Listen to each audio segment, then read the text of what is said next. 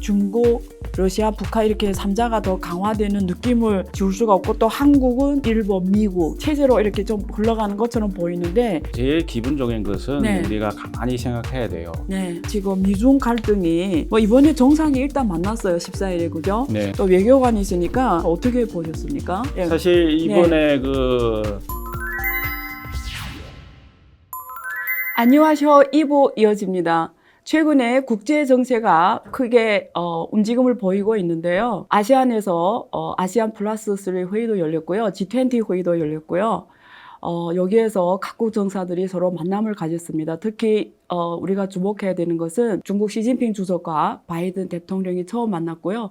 또 윤석열 대통령도 미국과 그리고 중국과 연이어 만남을 가지고 많은 새로운 이슈가 나오고 있습니다. 그래서 지금 미묘하게 변화가는 국제 글로벌 정세에 대해서 가장 잘 아시는 장청강 주광주 총영사님 모시고 동북아 관련되는 내용을 나눠보도록 하겠습니다.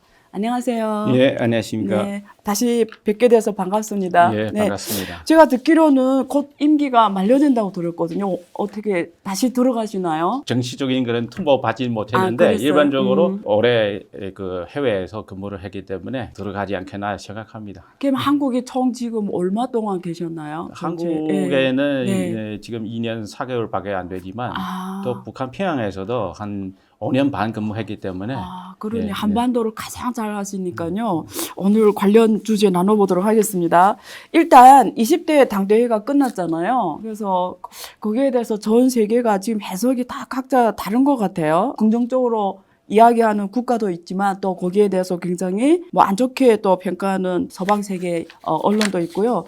그래서 일단 먼저 중국 공산당 20차 당대회에서 나온 내용 몇 개를 짚어보고 지나가도록 하겠습니다. 일단 여기에서 시진핑 지도부가 3년임을 시작을 했고요. 중국 특색의 사회주의 사상이라는 이 표현으로 지금 그게 당장에도 기록이 된 거잖아요.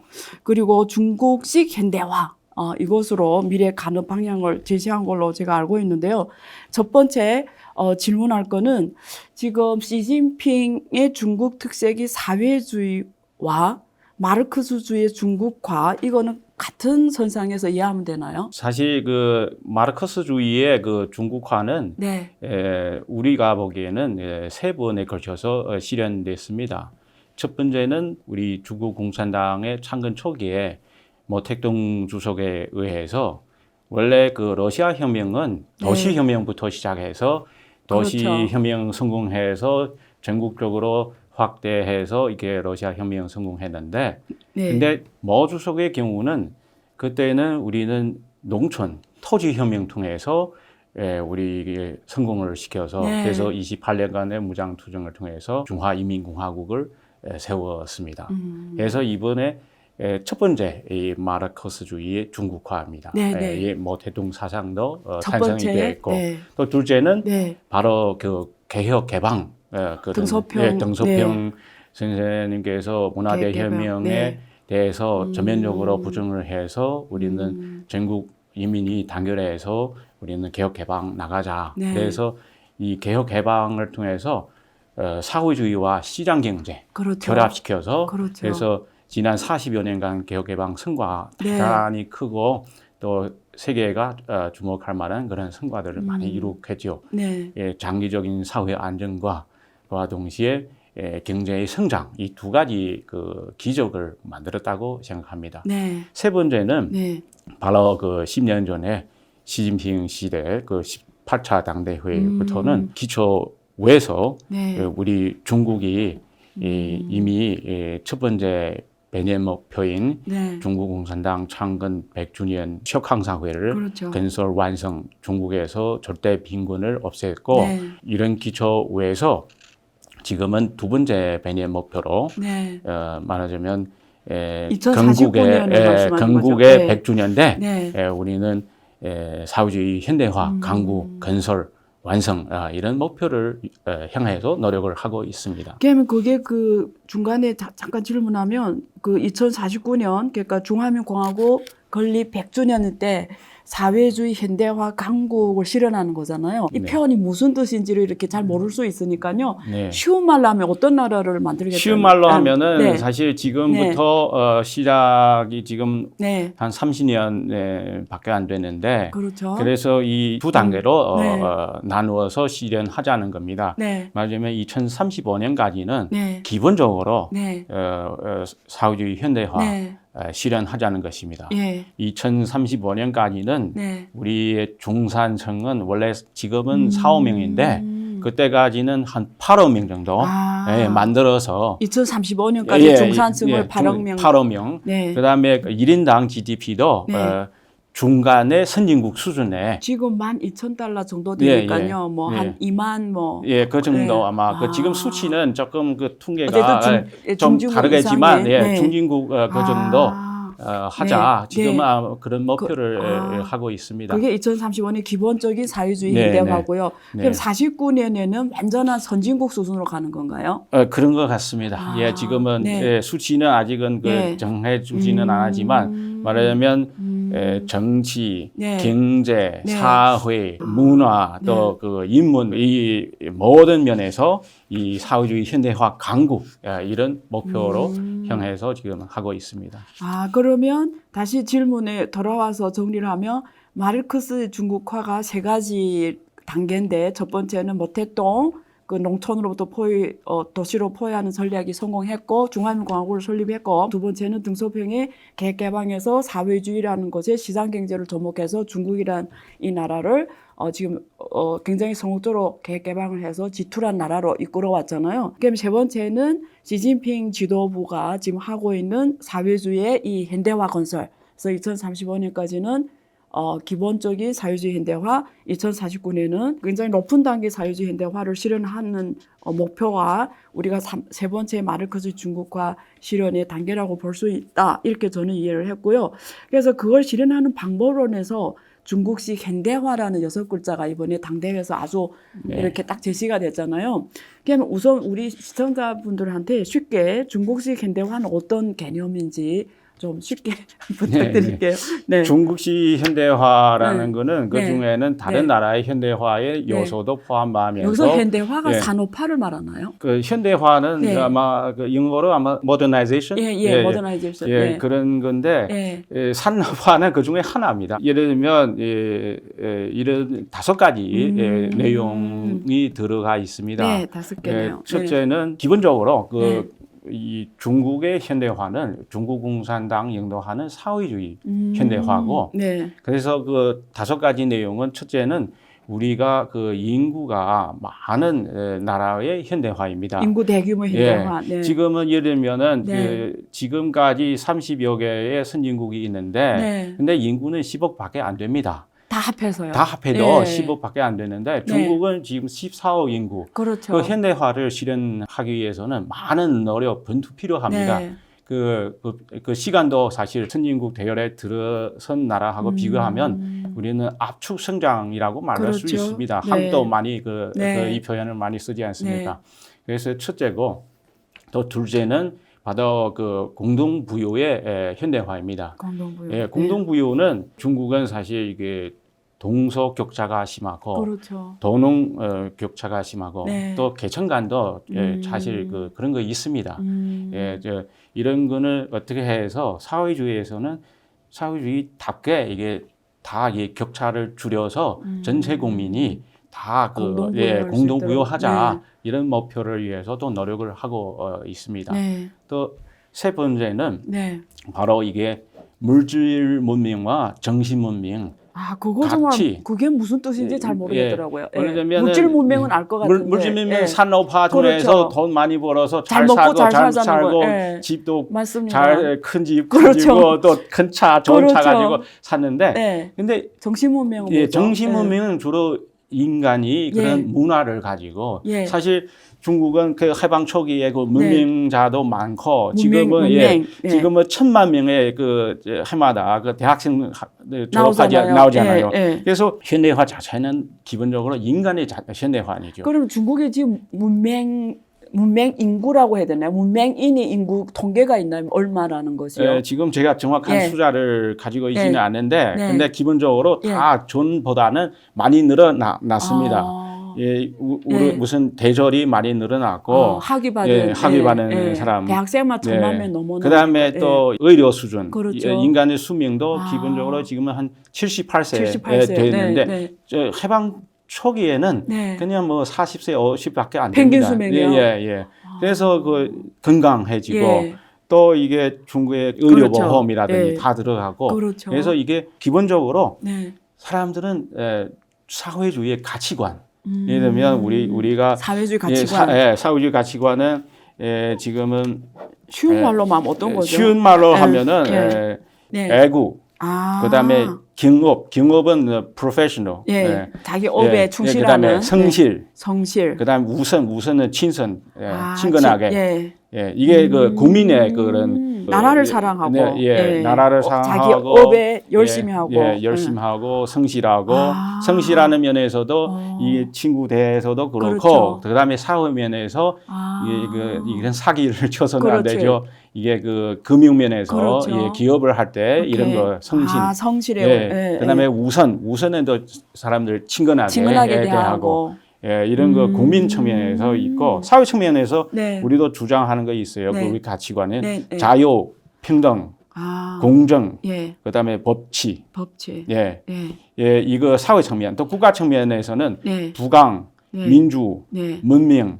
그다음에和谐, 화해, 이것도 조화롭다. 이런 거 24글자의 한자 이런 중국의 사회주의 가치관 그게 정신문명. 정신문명. 혹시 그런 뜻은 없나요? 그러니까 이게 해외 사람들 오해할 수가 있는데 그 작년에 게임주라든가 게임 산업이라든가 빅테크 산업이라든가 교육 산업이라든가 요즘에 영어 교육 이런 거 다 없애버렸잖아요.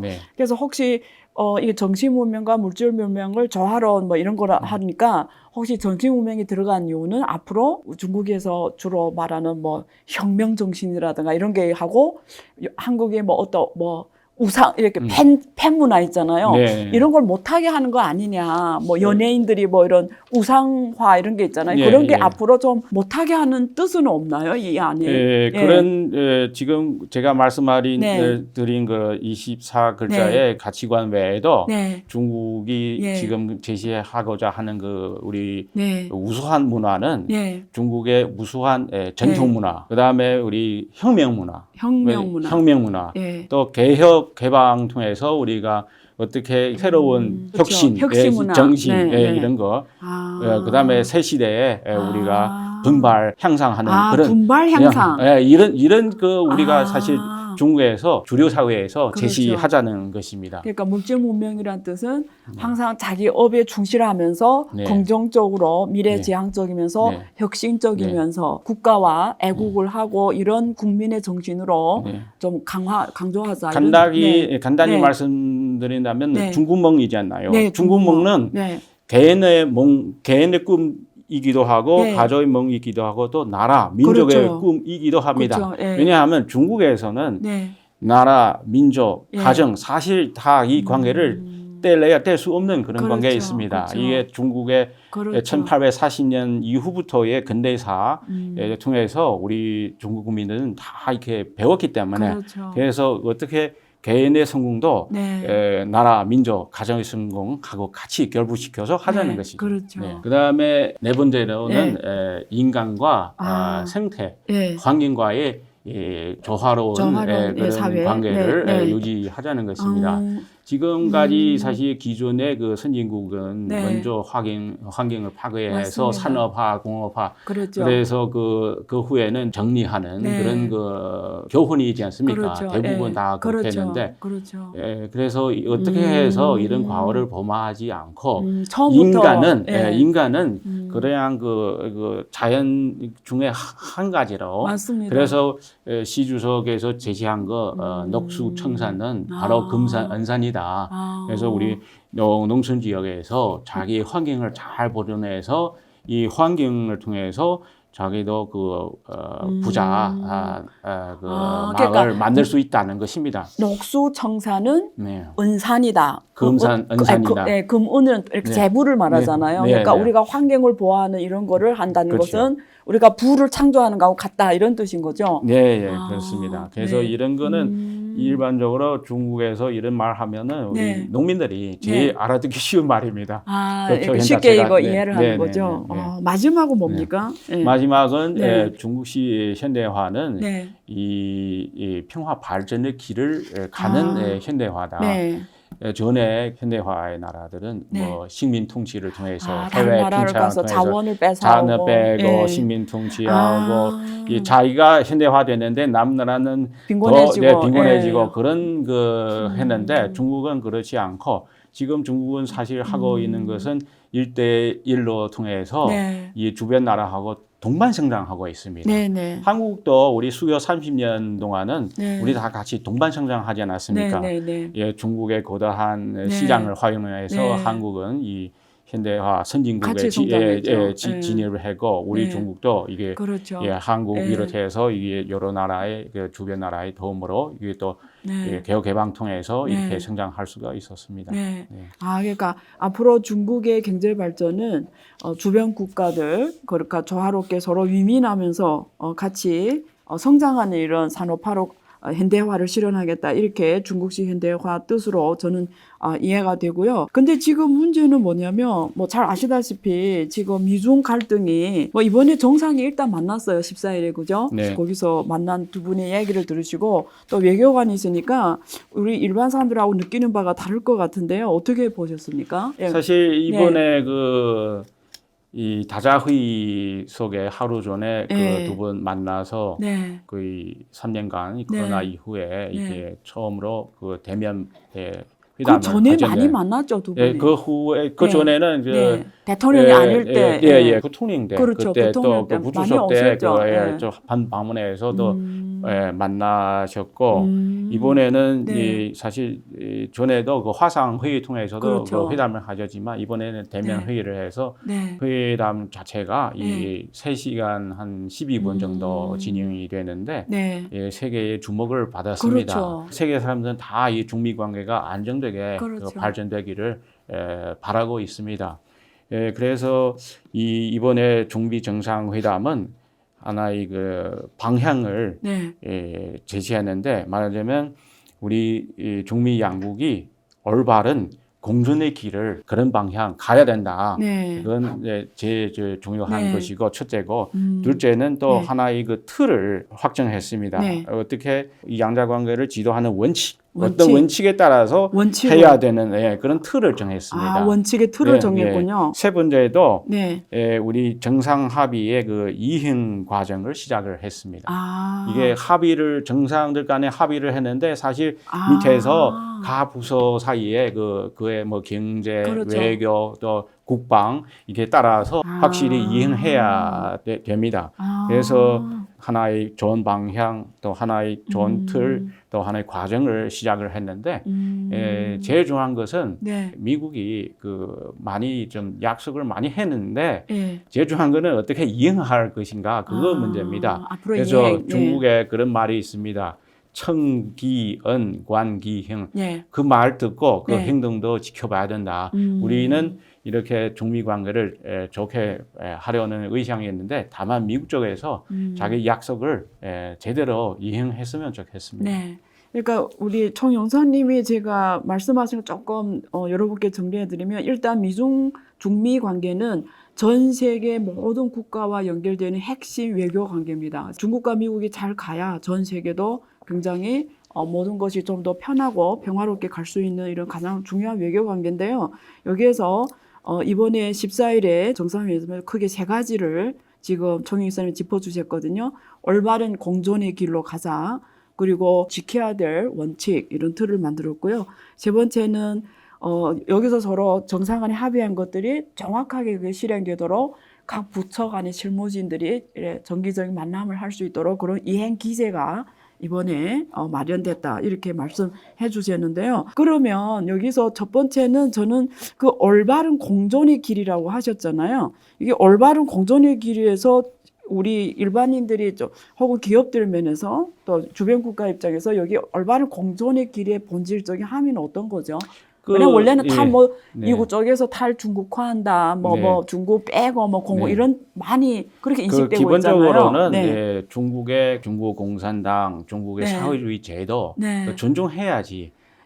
우리 체제는 각국에 맞는 체제를 존중하자. 상대방의 그런 거 존중을 하면서 사회주의 체제를 해야 되는데 그 어떤 때는 지금 얘기할 때는 공개 석상에서 얘기할 때는 돌아서서는 또 다른 그 식으로 해서는 이렇게 또 사실 기본적으로 이 세계의 많은 나라들이 다 자기 나라 사정이 특정한 발현하는 방향 일이 있습니다.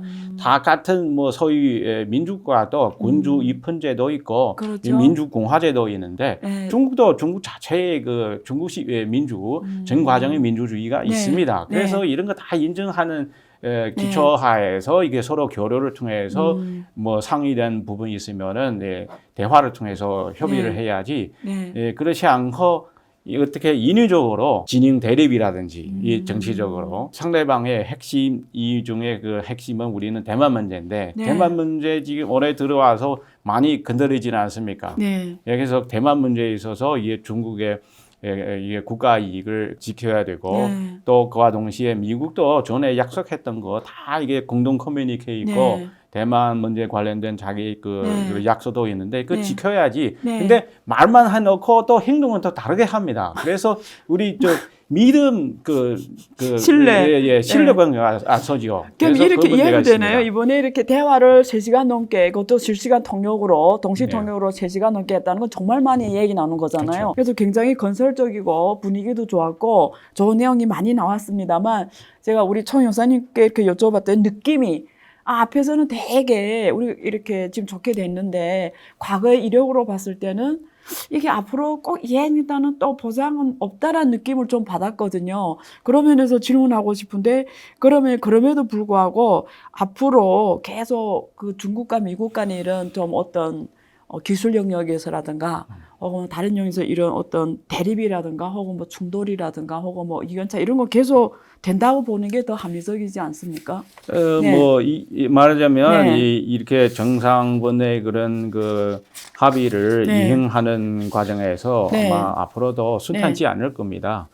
그쪽에서도 그 디카플링 하려고 또 많은 조치를 내놓지 않았습니까? 그래서 이러한 문제를 앞으로 우리 밑에 그 실무자들이 그 협의를 통해서 하나하나씩 짚어보고 협의하고 그러한 공통점을 만들어야 되죠. 지금 한국 기업들이 헷갈려하는 게 뭐냐면요. 지금 어쨌든 중국에 많이 들어가 있잖아요. 특히 대기업은 뭐 거의 거기에 뭐 산업 생태계 전반을 다 구축해 놓은 거 있잖아요. 특히 미래 산업에 반도체라든가 전지, 배터리 이런 쪽도 그렇고요. 오히려 미래 쪽의 산업들이 들어가서 지금 다 포진되어 있는데요.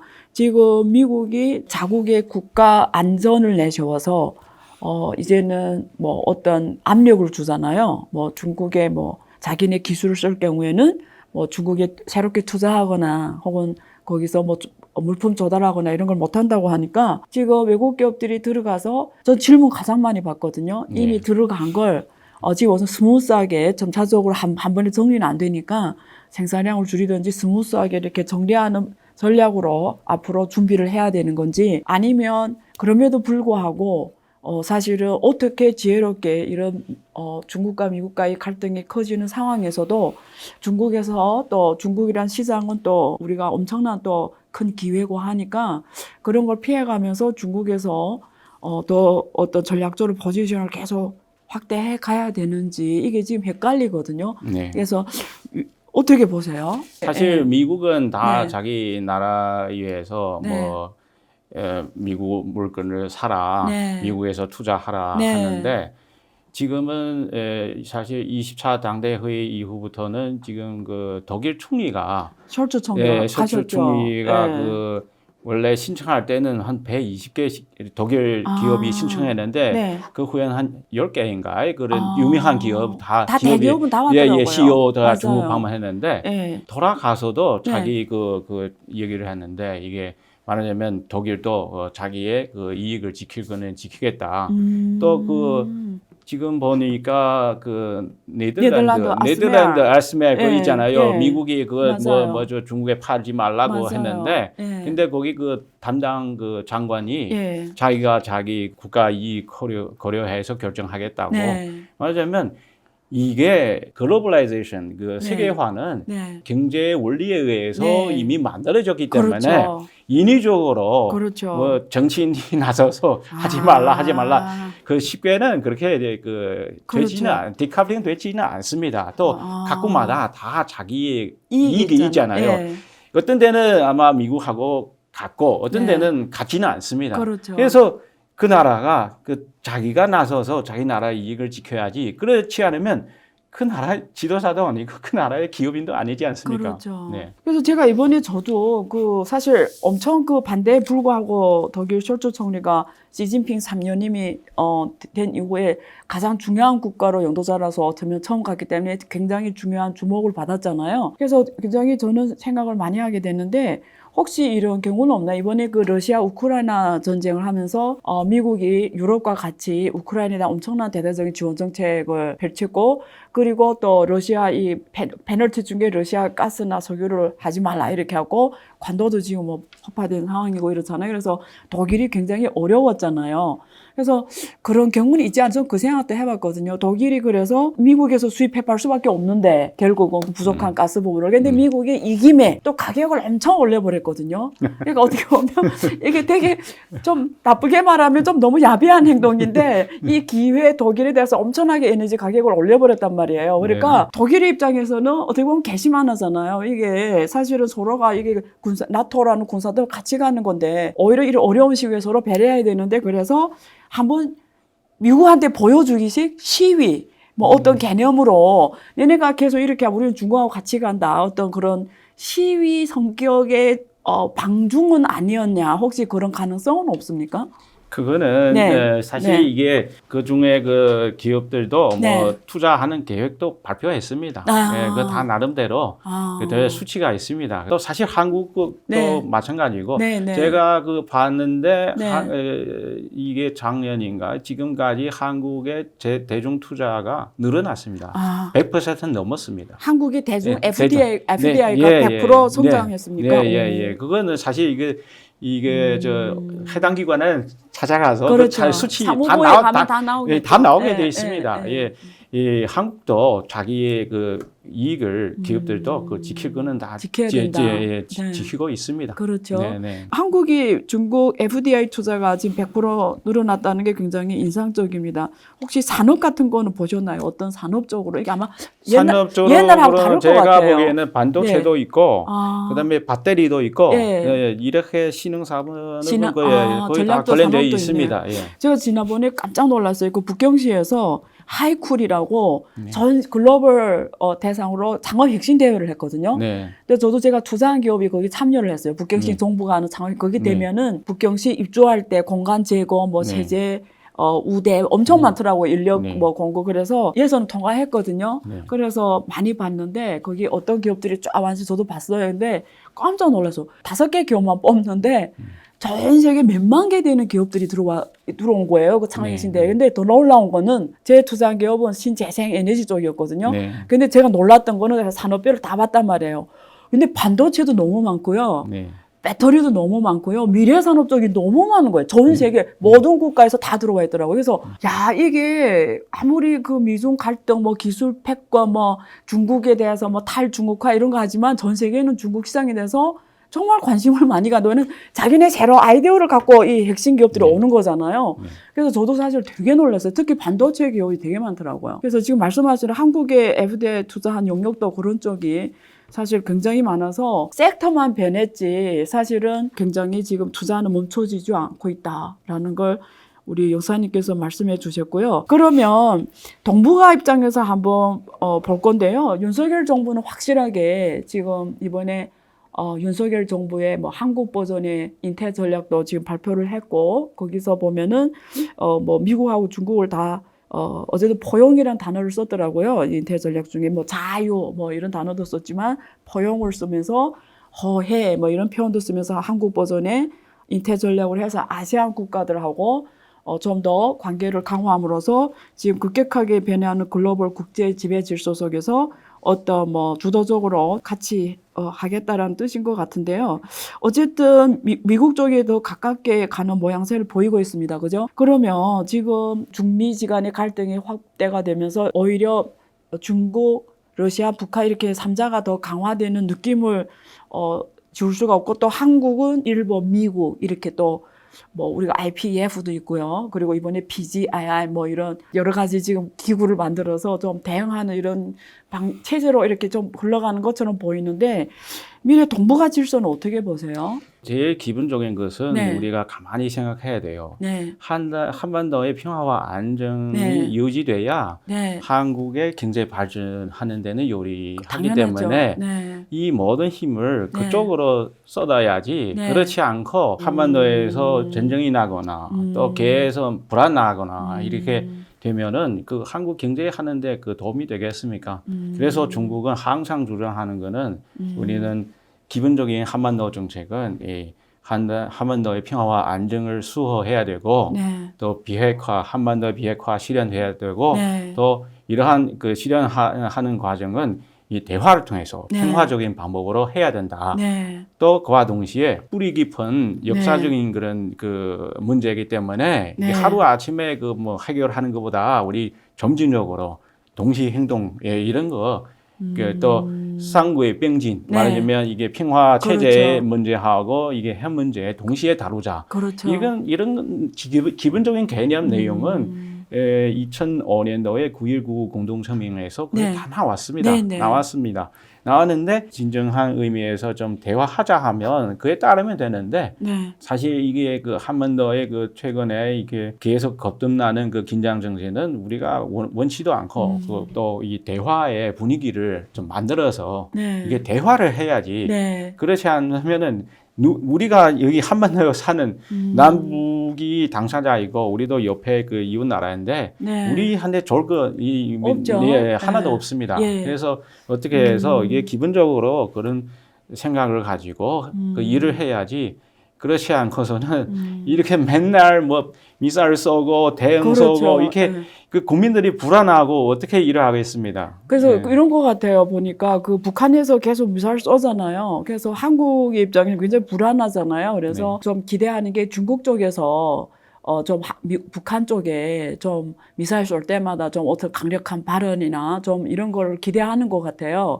근데 그런 게 여기 한국의 당국자들 입장에 그게 잘 안 보인다고 생각하는 것 같은데, 그건 어떻게 보십니까? 지금은 예. 중국도 예. 역할을 하지만 네. 이게 사실 결자 해지입니다. 음. 이게 한반도 문제는 기본적으로 남북 관계 문제 있고 그렇죠. 또 핵 문제가 있고 핵 문제. 예, 핵 네. 문제 네. 이게 한반도 핵 문제도 네. 있고, 남북 관계 문제는 네. 남북이 이렇게 주인이니까 이게 대화하는 방향으로 나가야지. 그렇지 않고 그러면 계속 남국과 북한이 네. 직접 대화를 강화를 그렇죠. 하고. 지금은 계속 서로 자극을 하면서 실제 그 미사일 쏘고 여기도 한미일 그 연합 훈련 해가지고 이게 서로 대치하는 거 아닙니까? 그럼 중국의 네. 역할은 어떻게 그런 되죠? 것도 예. 있고 예. 그걸 시켜야 되고 또 핵 문제와 관련해서 핵 문제의 기본적인 네. 키를 해결하는 키는 미국이 쥐고 있습니다.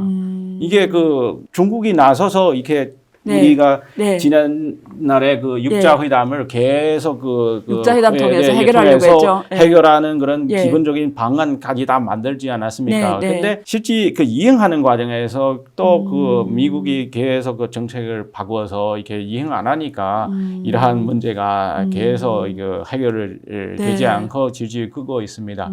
그래서 중국 보고 북한을 뭐 설득해서 이게 이런 기본적인 구조상 문제를 보지 않고 그냥 그 진영 대립을 통해서 네, 해서는 네. 안 됩니다. 네. 그쪽을 두둔하거나 네. 또 뭐 러시아하고 뭐 어떻게 예. 해서 그런 우리는 네. 모든 나라하고 평화 다 발전. 평화롭게 또 파트너십 만들어서 교류도 하고 그렇죠. 무역도 하고 투자도 하고 그렇게 하려고 하는데, 어떤 세력은 계속 그런 냉전 네. 돌아가려고 지금 부추기고 있습니다. 무슨 한미일 북중로 네. 이런 거 우리가 바라는 것도 아니고 또 실제 냉제 해체해야 한반도에 요리하지 않습니까? 네, 네. 또 한국도 요리하고 네, 네. 이런 건 우리가 노력하는 방향이지. 예.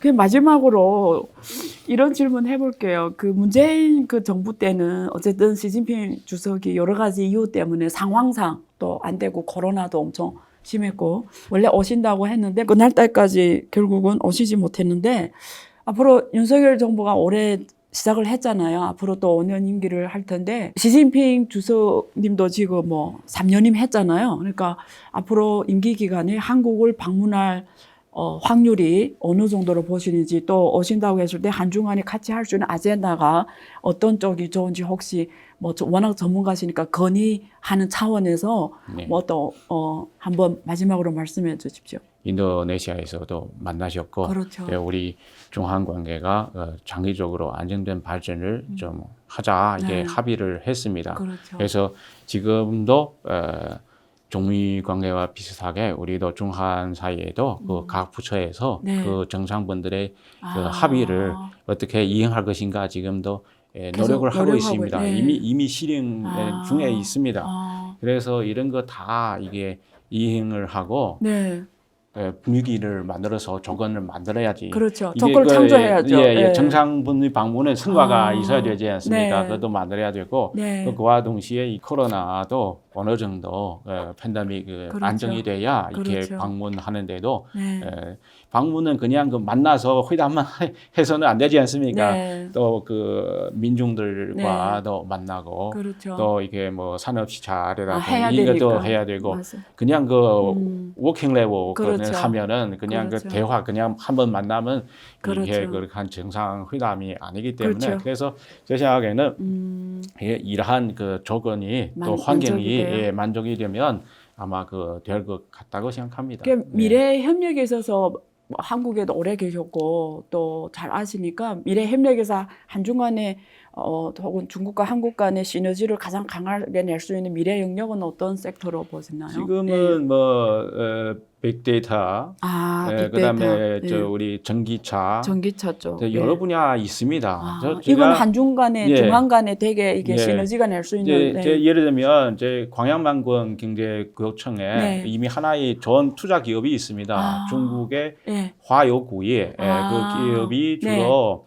뭘 하는가 하면은 네. 중국의 그 절강성의 상장 회사입니다. 맞아요. 상장 회사인데 네. 거기서 그 포스코하고 네. 그 합작 회사 만들어서 네. 중국의 기술로 네. 중고 배터리 배터리 뜯어서 회수해서 회수해서 배터리 회수를 이게 하는구나. 귀금속을 거기서 내는 다 거죠. 해체해서 니켈 이런 거 빼는 거죠. 빼내서 또 포스코에 그 납품하는 거죠. 납품하는 이런 거 이미 시작을 했네요. 이게 사실 이게 재밌는 영역이네요. 민간 기업이 똑똑하네요. 이게 다 이미 네. 시작이 됐습니다. 됐네요. 이게 다만 우리 그 언론에서는 뭐 이게 다 몰라서 맞아요. 그렇게 하는데 이게 올바른 중한 간에 가는 맞습니다. 방향입니다. 맞습니다. 우리는 협력을 강화해야 구동준위 하면서 교통촌이 그 다음에도 새로운 거 말하자면 저동화해야 돼요. 예. 새로운 거 만들어서 우리의 그렇죠. 그 상위점을 그 와해시키는 그렇죠. 그런 방향으로 가야 돼. 그렇죠. 다 이게 우리 서서 윈윈되는 그렇죠. 그런 방향입니다. 네. 네. 너무 좋은 말씀을 해주셨고요. 이 한중 간에 또 중한 간에 이런 경제협력, 금융협력은 민간 주도로 이루어져 왔습니다. 과거, 현재, 미래도 민간 주도로 이루어왔다는 건 민간 기업들이 알아서 서로 윈윈하는 구조를 짜왔기 때문에 기반이 굉장히 탄탄롭다. 그래서 생명력이 저는 있다고 봅니다. 그래서 어떠한 뭐 주석이나 대통령이 어떤 정치 성향 상관없이 민간 주도로 두 나라 경제 협력은 과거 현재까지 이루어왔고 미래도 역시 민간 주도로 시장 중심으로 서로 윈윈하는 협력이 더 강화될 것으로 믿고요. 그 영역 또한 굉장히 미래 지향적인 산업에서 이미 시작이 됐다라는 또 좋은 소식도 들었습니다. 그러면서 기대를 많이 하고요. 2부에서는 광주 장천강 총영사님을 모시고 지난달 열렸던 중국 공산당 20차 당 대회에서 나왔던 중국식 현대화에 대해서 자세하게 알아봤고요. 또 중미 간의 이런 정상 간의 대화를 계기로 앞으로 이 갈등이 어떻게 이루어지고 또 어떤 면에서 협력이 이루어지고 특히 한국과 또 중국 간에 어떤 영역에서 협력이 이루어지는지 등등을 알아봤습니다. 앞으로도 많은 응원 부탁드립니다. 감사합니다. 예, 감사합니다. 네, 감사합니다.